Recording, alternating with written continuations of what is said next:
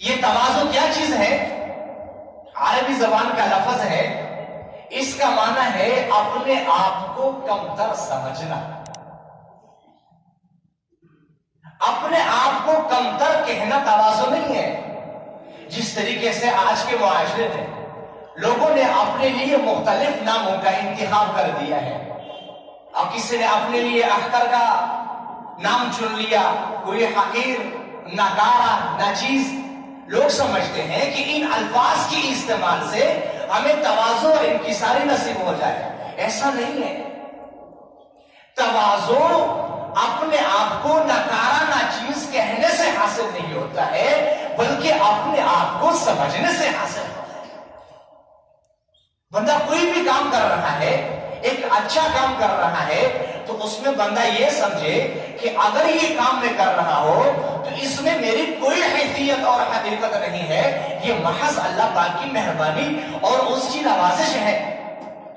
یہ تواضع کی حقیقت ہے۔ اور جب بندہ تواضع کی اس حقیقت کو حاصل کر لیتا ہے تو اس کے بعد پھر انسان اپنی زبان سے اپنے لیے یہ الفاظ استعمال کرے یا نہ کرے، اسے کوئی فرق نہیں پڑتا ہے۔ اور جب تواضع کی یہ حقیقت حاصل ہو گئی تو پھر اللہ تبارک و تعالی اس حضرت انسان کو بلند مقام اور مرتبہ عطا فرماتا ہے۔ اللہ تعالی ہم سب کو یہ صفت نصیب فرمائے۔ جن اکابر کی کتابیں پڑھ کر کے، جن اکابر کے نام سن کر کے جب ہم ان کی زندگی کو کھولتے ہیں اور جب ان کے نام سن کر کے ہم دین سیکھتے ہیں، ہم ان کی زندگی کے اوپر جب نظر دوڑاتے ہیں تو ہمیں پتہ چلتا ہے کہ ان کی زندگی اس عاجزی اور انکساری کی صفات سے بھری ہوئی تھی۔ نبی علیہ السلام کی خود زندگی مبارکہ دیکھی۔ اللہ تبارک و تعالی نے وحی نازل فرمائی، محبوب اگر آپ چاہیں تو اس احد کے پہاڑ کو آپ کے لیے سونا بنا دو۔ نبی علیہ السلام نے فرمایا، یا اللہ مجھے اس احد کے پہاڑ کو سونا کے بنا دیا جائے، یہ مجھے نہیں چاہیے۔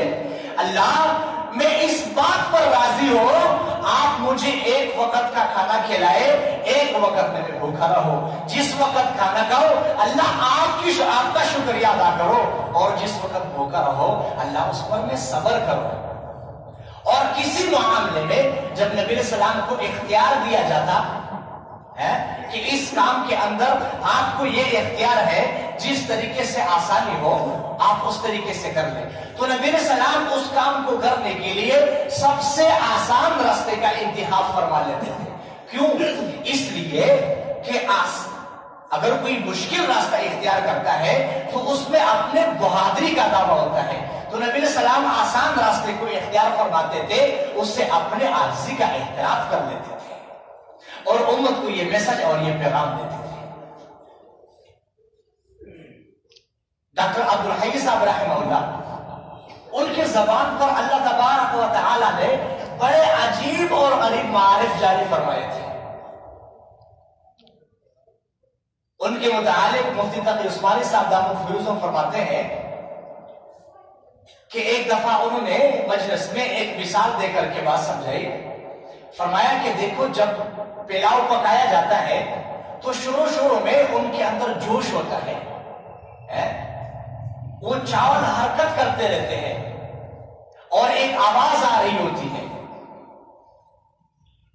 اب اس وقت یہ چاول نہ کھانے کے قابل ہے اور نہ یہ کوئی یہ سمجھتے ہیں کہ یہ پکے ہوئے ہیں، لیکن جب وہ چاول پکنے کے قریب ہو جاتے ہیں اس وقت وہ بالکل خاموش پڑے رہتے ہیں، وہ نہ کوئی حرکت کرتے ہیں اور نہ کوئی آواز آتی ہے، اور بالکل جب پک چکے ہوتے ہیں اس وقت اس کا دم نکالا جاتا ہے، اور جب دم نکالا جاتا ہے تو اس وقت اس سے خوشبو پھوٹ پڑتی ہے، آواز بھی نہیں آتی ہے، اور جب خوشبو آ جاتی ہے تو یہ اس بات کی علامت ہے کہ اب یہ چاول پک چکے ہیں، اب یہ کھانے کے لائق ہے۔